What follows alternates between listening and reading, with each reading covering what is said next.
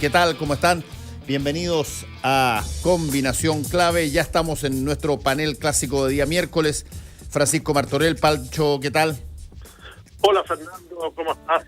Un gusto saludarte. Igualmente, y también estamos ya en contacto a larga distancia con Alberto Mayol. ¿Cómo estás, Alberto? ¿Qué tal, Fernando? Un gusto saludarte tanto tiempo. ¿Qué tal, Pancho? ¿Cómo están? Hola Alberto. Bien, bien. ¿Cómo está la madre patria, Alberto? Bien, bien. Bastante, bueno, un poco agitado todo el ambiente, obviamente, por este invierno que está terminando con guerra en Europa, Sí, pues. que era algo bastante inesperado, y con el Partido Popular en crisis, que también era algo medio inesperado. Entonces, hay movimiento. Sí, oye, desde el punto de vista de la guerra, digamos, ¿existe la noción o hay de alguna manera la percepción en Europa y en particularmente en España de que esto eventualmente, si es que no se transforma en un diálogo o alguna cosa, puede seguir escalando? Mira, mi impresión es que hay un temor a que escale, básicamente porque mi impresión es que Europa en general mira esto con una cierta incomodidad, no solamente preocupación. La incomodidad es una cosa que es distinta en política porque tiene que ver con cuando tú has hecho jugadas que también han participado del proceso. O sea, objetivamente Europa invitó durante más de 15 años a Ucrania a sumarse a la Unión Europea, pero con el canje de que tenía que entrar en el fondo en la OTAN. Que era un requerimiento que a todas luces parece haber sido un requerimiento en la relación con Estados Unidos. Y en ese contexto, de alguna manera, también se siente entonces que hay que esa invitación fue clave en todo este proceso, en toda esta crisis. Y claro, en medio de eso, la incomodidad es que ellos entienden que entrar en la guerra es muy, muy complicado, que hacer lo que están haciendo también es discutible, al menos, o sea, enviar armas para que vean cómo se las arreglan allí, incluso con civiles, también es bastante discutible. Entonces, están en medio de una situación bien, bien compleja donde solo las sanciones económicas parecen ser su puerta de salida, o al menos de entrada, al problema. Yo siento que hay una incomodidad tan grande que, de hecho, cuando apareció aquí el primer bombardeo, inmediatamente la presidencia de la presidencia de España, perdón, señaló que estaban que iban a ir al Congreso, pero iban a ir al Congreso la próxima semana, o sea, esta semana. No hubo inmediatamente una gestión más rápida. Yo creo que en general hay bastante incomodidad, como se notó los primeros días de confusión, y eso se ha resuelto básicamente con comunicación. Yo no diría que se haya resuelto mucho con política. Sí. Bueno, vamos a seguir monitorizando todo lo que está ocurriendo porque no solamente afecta con precios, con alzas y con variables económicas al planeta, pero yo siempre he temido eh, que cuando tú te tomas una decisión y esa decisión eventualmente se complica y tú para tratar de mantenerla tienes que escalar determinados grados de la intención original. Bueno, en algún momento eso puede terminar siendo una situación que ya no tenga punto de retorno. Pancho, ¿cómo lo ves tú?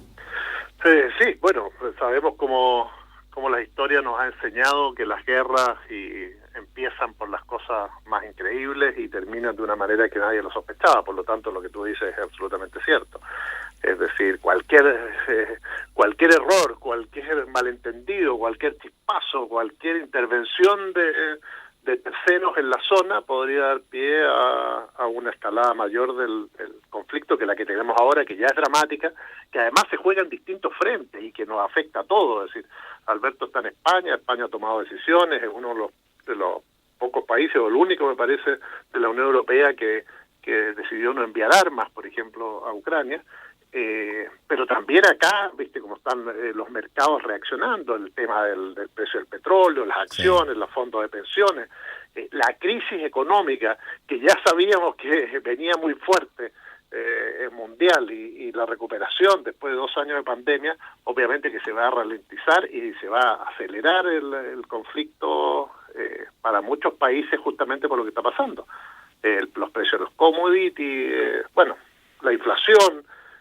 Ayer vimos la reacción del IMASEC, que no tiene que ver con la guerra, pero se esperaba 10,7 en Chile, fue del 9% el crecimiento de la economía, lo que baja la economía a futuro. Tenemos un precio del petróleo que va a aumentar considerablemente en los próximos 6, 7, 8, 9 meses, producto de algunas cosas, pero especialmente también la guerra, el gas natural, etcétera. Todo nos va a afectar, y obviamente que en este escenario de este mundo tan raro que nos toca vivir, que en pleno siglo XXI estemos viviendo una guerra en Europa, efectivamente nos hace estar a todos muy atentos, preocupados y alertas, y ojalá que se pueda resolver con el diálogo y terminar esta avanzada tan loca que está llevando adelante Putin en contra de Ucrania. Bueno, vamos a seguir estando atentos a aquello. Volvamos un poco a lo nuestro. Bueno, hoy día pasan cosas bastante interesantes. Esto de que la jueza Romy Rutherford haya tomado la decisión de citar al comandante en jefe del ejército como inculpado, cuando faltan solamente 5 o 6 días para que deje la jefatura del ejército. ¿Cómo ven ustedes, Alberto, un suceso como eso en el marco de la institucionalidad? Digamos, este es un fraude que, así como también hubo un carabinero, ha tenido una serie de personas que han sido citadas. Algunas de ellas están todavía con restricciones de movimiento. Pero esto me parece que es un salto que ¿cómo ves que podría ser solucionado? O básicamente, ¿cuál es el curso que tiene lo que la jueza Rutherford va a hacer? Sí, bueno, yo creo que a ver, lo primero es que nosotros vivimos, y esto tiene que ver con todo lo que está pasando en el mundo, en un proceso de confusión y mucho ir y venir. Y en medio de eso hay cosas que sí son relativamente claras. O sea, por ejemplo, creo que cualquier mirada relativamente cenital, mirando un poquito el panorama desde arriba, de los últimos 3, 4 años, indica con total claridad de que Chile está viviendo un proceso de transformación de gran escala. Y que efectivamente la palabra refundacional es una palabra pertinente, lo que no significa que necesariamente todas las transformaciones tengan que ser justamente inversas a lo que había. Las refundaciones no son así, de hecho, no es todo lo contrario ni nada por el estilo, simplemente entender que estamos en un proceso refundacional donde hay que tomar todo el aparataje institucional y partir un poco de cero. La acción de la ministra tiene que ver con entendiendo probablemente que hay un clima de transformación y que hay un clima en el cual están las condiciones políticas para poder decir transfórmese también todo esto. Da un paso que seguramente cualquier juez va a ponderar cuando tiene que hacerlo, que es cuando se entra a la investigación y se incluye en la investigación a aquellas personas que están hoy en altísimos cargos públicos y particularmente en cargos estratégicos como el comandante en jefe del ejército. Y entonces el hecho de que hace un par de horas la ministra haya citado a declarar como inculpado al actual comandante en jefe del ejército es una señal muy clara de este proceso de transformación radical del cual hay que hacerse cargo. Hay que hacerse cargo que eso es lo que estamos viviendo. Insisto, eso no significa que todo tiene que cambiar de manera absoluta, porque eso no existe. Nietzsche decía que es uno de los grandes investigadores de las transformaciones, desde su filosofía y su trabajo filológico, decía la transformación es conservación por selección. O sea, hay cosas que ya existían que cambian su rol, que pasan a ser preeminentes, y cosas que eran preeminentes que dejan de serlo, pero todos esos elementos siguen existiendo. Eso es lo que cambia, ese es un cambio de orden de los factores. y el orden transitivo, entonces, la secuencia de lo más a lo menos, se va a ver modificada. Y eso es lo que estamos viviendo, y por tanto creo que es inevitable, de alguna manera, que en todo este proceso de cambio de gobierno, de cambio de ciclo, de incorporación de una nueva coalición en las posibilidades de gobierno, salimos de las coaliciones de la transición. En medio de todo ese proceso no me cabe ninguna duda que esta y otros fenómenos nos van a ir dando cuenta de esa transformación y de alguna manera otorgan una oportunidad efectivamente para el gobierno entrante de poder ir administrando este proceso con más lentitud en algunas cosas, con menos lentitud en otras, y con más osadía eventualmente en algunas, para poder efectivamente canalizar ese proceso de reconstrucción institucional a partir de nuevas formas de institucionalidad, porque las mismas, está bien claro, no están dando el ancho. Sí, ahora convengamos una cosa, aquí yo entiendo todo el argumento que tú señalaste en el contexto más grande, pero en este caso particular además hay un tema de corrupción y fraude específico y que afecta, tal cual como pasó con Carabineros, afecta a una institución que tiene un poder gigantesco, como es el Ejército, y a su comandante en jefe en particular, digamos. O sea, al margen de si tú quieres, la historia larga del proceso transformatorio, aquí tienes un tema puntual que probablemente se bypassó montones de veces, si es que no se había advertido, y de pronto ya es imposible no abordarlo. Pancho.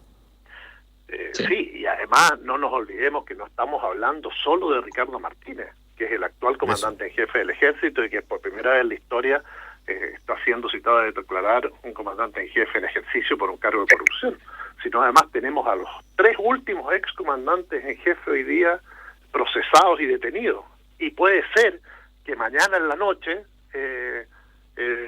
si es que sigue siendo comandante en jefe, porque ahora está dando su cuenta pública anual antes del retiro, recordemos que él se tiene que ir el 9 de marzo, puede ser que renuncie, es lo que se ha adelantado, sí, que lo haga hoy mismo, digamos, antes de presentarse, lo que es una crisis institucional sin precedentes en el ejército chileno, y que efectivamente tiene que ver con varias cosas que han ocurrido en el último tiempo. Es decir, a lo que dice Alberto, se entronca esta cosa de las viejas prácticas, ¿no?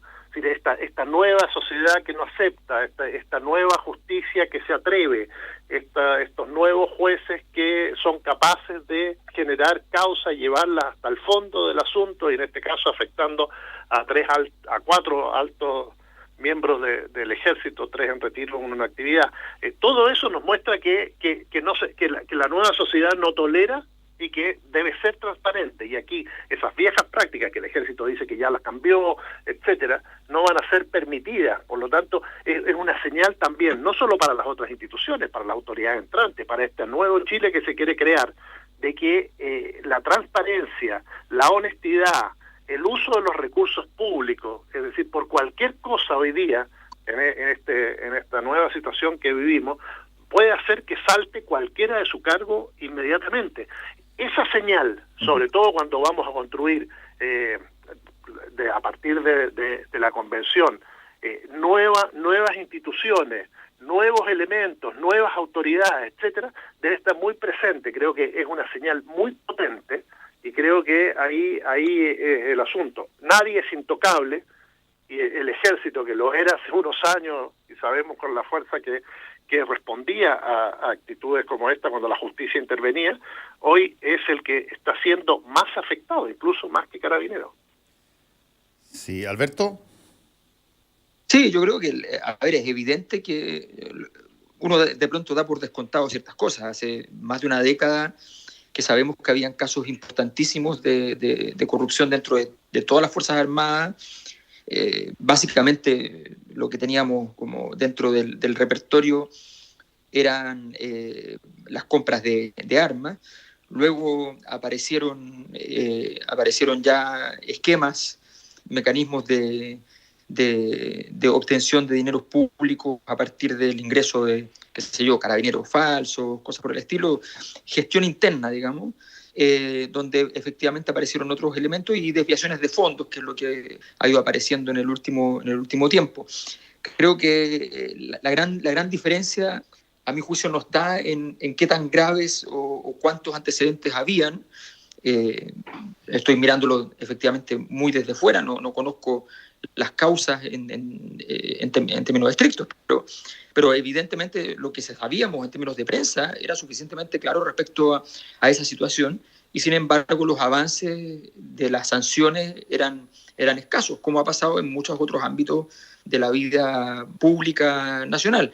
Por tanto, entiendo que en el fondo lo que está cambiando es la correlación de poder, y efectivamente en la transformación de ciertos cargos en personas que sí pueden ser tocadas, que sí pueden ser llevadas a la justicia sin que funcionen mecanismos extrainstitucionales para que eso se diluya, se retrase, se espere, se gane tiempo, en definitiva. Bueno, todavía no hemos visto esa parte que estás mencionando tú, todavía. Hasta ahora estamos viendo básicamente cómo opera la justicia en el ámbito de la ministra a cargo del caso que ha citado.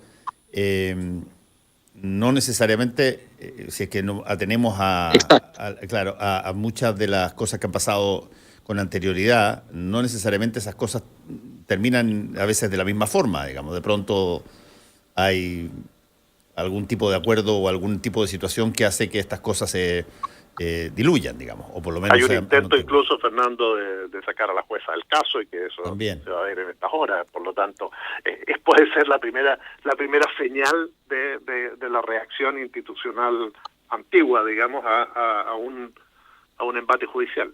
Oye, vamos a otro tema que me parece interesante. El hecho se basa en un caso particular, que es el caso de Rojas Vade, que es el fraude, hablando de fraude, y las mentiras que él genera sobre su condición, que eventualmente pudieron haberle significado obtención de votos y buena parte de su posibilidad de ser constituyente.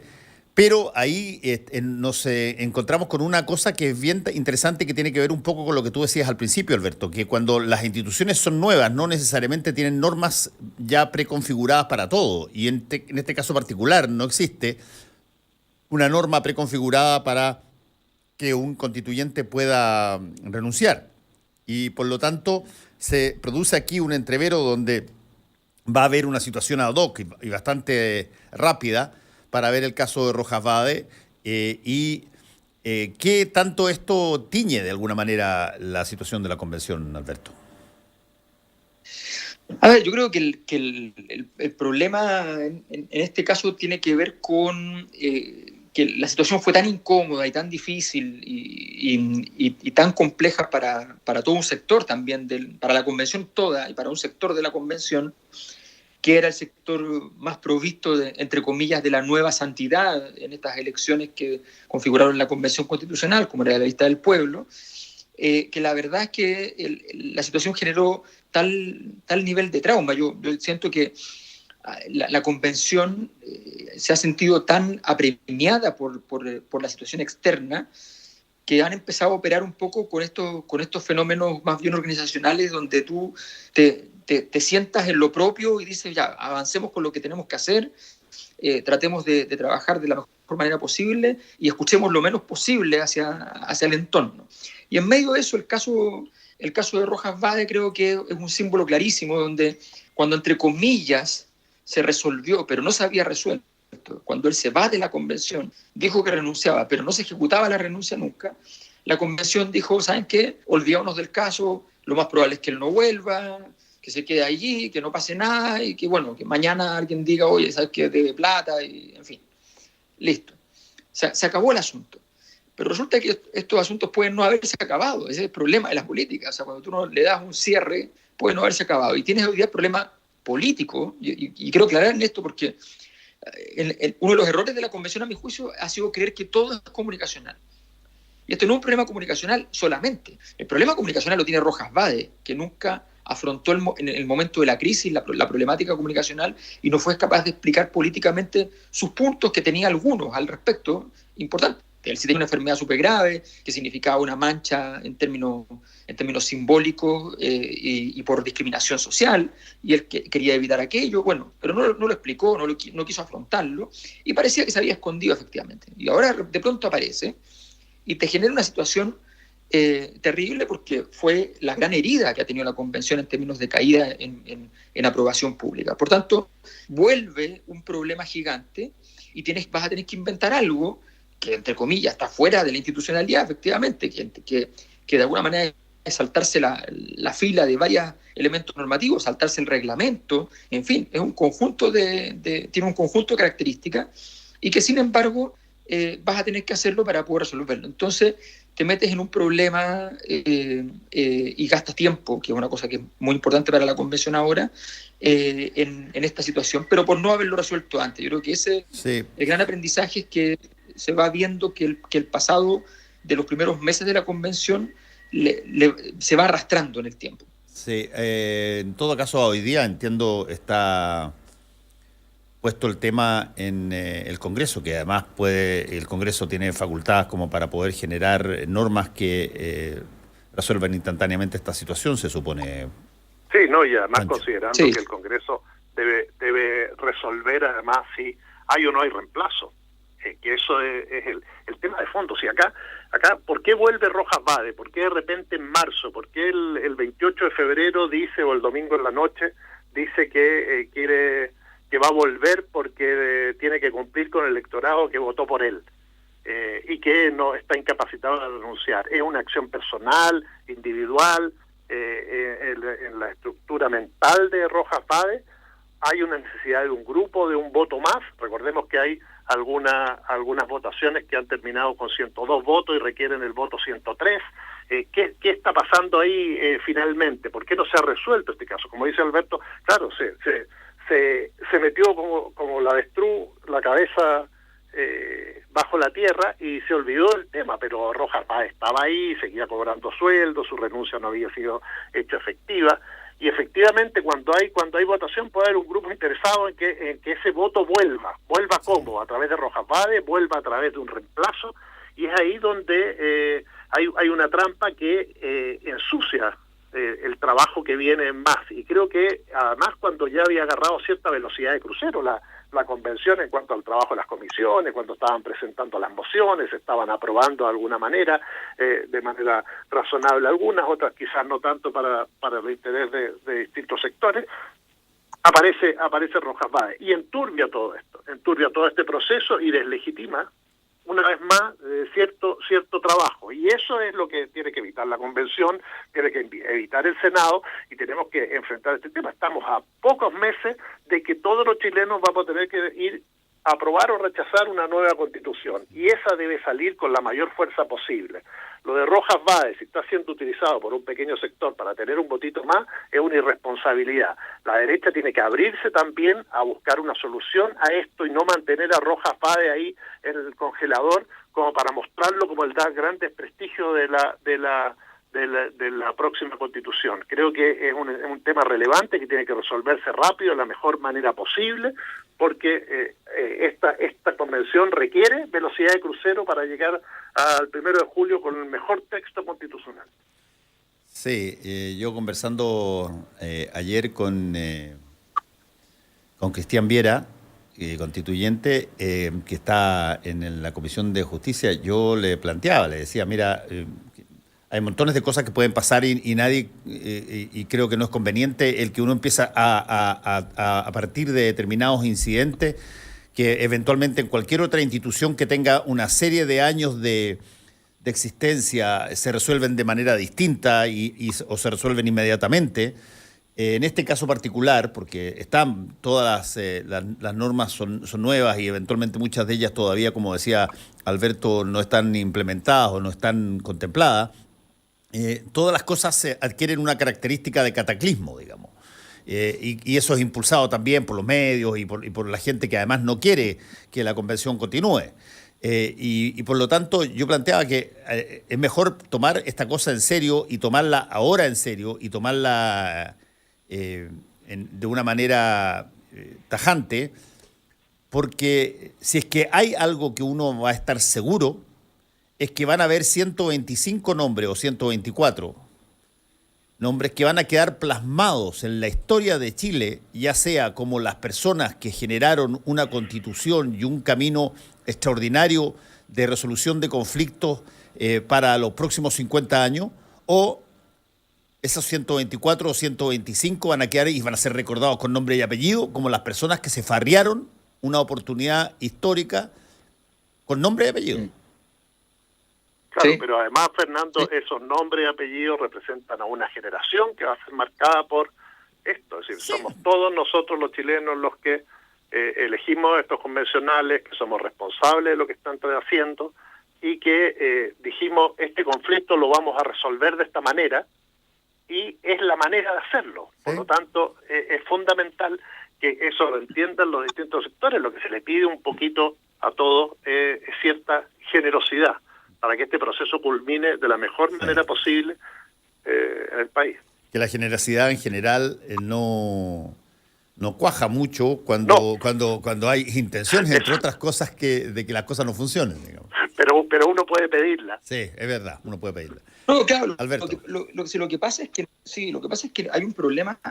Yo insisto con el hecho de que se ha hablado mucho de los problemas comunicacionales de la convención. Y el problema de la convención, que es de origen, no tiene que ver con la gestión solamente de ellos, es un problema de origen, es un problema político. Como veníamos de una crisis política, no hay una configuración orgánica de grupos políticos que sea el sostén político de la convención.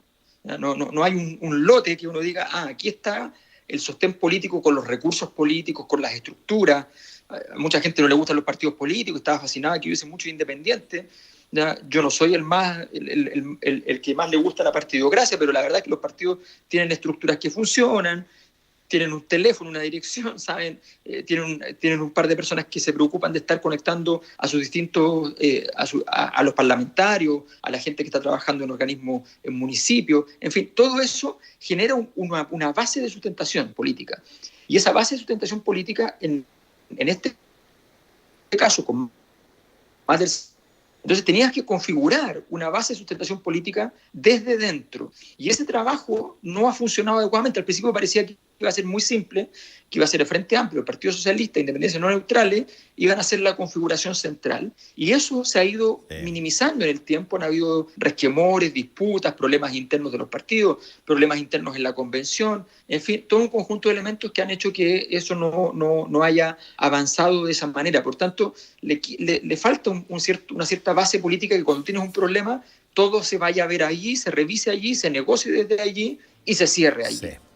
Bueno, agradezco a Francisco y Alberto. Vamos a estar conversando a propósito en nuestra última entrevista con el vicepresidente de la convención, Gaspar Domínguez, para probablemente tratar de barajar un poco mejor cuáles son las variables que entran, no solamente en el caso Rojas Báez, sino que en el caso de todo lo que se viene encima. Así que por si la querés escuchar en un ratito más. Muchas gracias, Pancho. Estaremos muchas gracias, atentos. Alberto. Que te vaya bien. Un abrazo, Alberto, un abrazo, Fernando. Chau, chau. Fernando Paulsen y nuestros panelistas e invitados